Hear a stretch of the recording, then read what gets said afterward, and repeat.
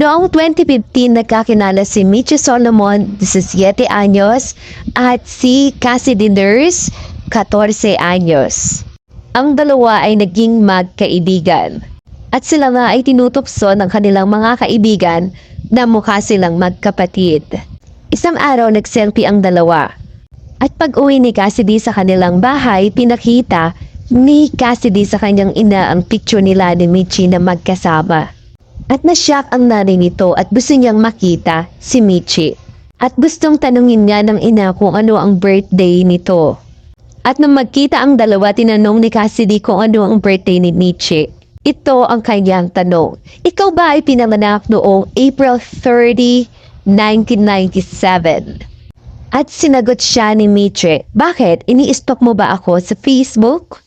At nagtawanan na lang ang dalawang magkaibigan. Pagkatapos ng isang linggo, may pumuntang social worker sa school ni Michi at pinatawag siya sa kaniyang school. At sinabi ng social workers kay Michi na mayroong baby na ninakaw 17 years ago. At hindi pa nila natatagpuan ang ninakaw na baby.